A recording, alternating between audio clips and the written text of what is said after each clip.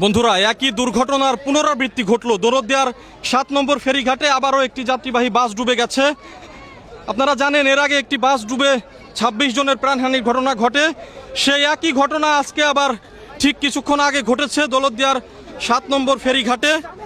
এখানে এই যে ফেরি, করবি ফেরি, এই ফেরিতে উঠে যায় একটি বাস, এসবি পরিবহনের একটি যাত্রীবাহী বাস। বাসটি কুষ্টিয়া থেকে আসে এবং কুষ্টিয়া থেকে আসার পরে এই বাসটি এই ফেরিতে উঠে যায় এবং ফেরিতে উঠে যাওয়ার পরেই এই যে ফেরির যে ডালা, এই ফেরির ডালা ভেঙে ঠিক এই জায়গা দিয়েই আপনারা দেখতে পাচ্ছেন ক্যামেরার সাহায্যে, ঠিক এই যে এই জায়গা দিয়েই এই যে ডালা ভেঙে এই জায়গা দিয়েই বাসটি নদীতে পড়ে গেছে। আপনারা দেখতে পাচ্ছেন এই যে ডালা, এই ডালাটি ভেঙে নদীতে ঠিক এই জায়গাটিতে এই মুহূর্তে বাস রয়েছে।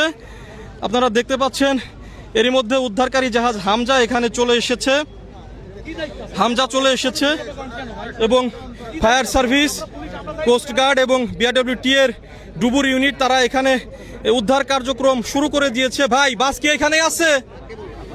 ফায়ার সার্ভিসের যারা ডুবুর ইউনিটের সদস্যরা আছেন তারা বলছেন যে বাসটি এখনো পর্যন্ত এখানেই আছে।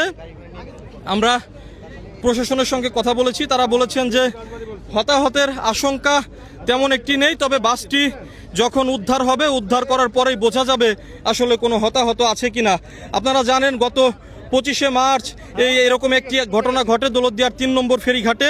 3 নম্বর ফেরিঘাটে একটি বাস ডুবে যায় এবং সেই ঘটনায় 26 জনের প্রাণহানির ঘটনা ঘটেছিল। আজকেই এই দৌলতদিয়ার এই 7 নম্বর ফেরিঘাটে একই দুর্ঘটনার পুনরাবৃত্তি ঘটলো। এই যে ফেরি করবি, এই ফেরি করবি থেকেই যাত্রীবাহী বাসটি নদীতে ডুবে যায় এবং নদীর মধ্যেই এখনো বাসটি আছে। আপনারা দেখতে পাচ্ছেন উৎসুক জনতা এখানে ভিড় করেছেন, প্রশাসনের লোকজনও এখানে আছেন।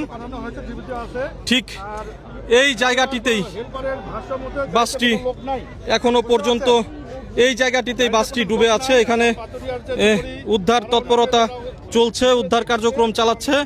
আপনারা দেখতে পাচ্ছেন উদ্ধারকারী জাহাজ হামজা এখানে এসে পৌঁছেছে। দর্শক, এখানে নিরাপত্তা ব্যবস্থা নিয়ে স্থানীয় যারা আছেন তারা ক্ষোভ প্রকাশ করেছেন, কারণ এই যে নিরাপত্তা ব্যবস্থা, এর আগেও এইরকম একটি ঘটনা ঘটেছিল দৌলতদিয়ার 3 নম্বর ফেরিঘাটে, সেই একই ঘটনা আবারও ঘটলো।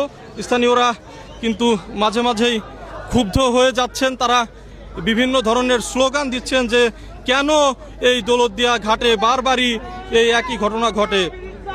আপনারা দেখুন উৎসুক জনতা বা স্থানীয়রা যারা আছেন তারা কিন্তু ক্ষোভে ফুঁসে উঠেছেন। এখনো পর্যন্ত বাসটি পদ্মা নদীর নিচেই আছে। বন্ধুরা, আপনারা আমার এই পেজের সাথে যুক্ত থাকুন, এরপরে যা আপডেট আসবে বা আপডেট পাওয়া যাবে আপনাদেরকে আমি জানিয়ে দিব। আপনারা সবাই যুক্ত থাকুন।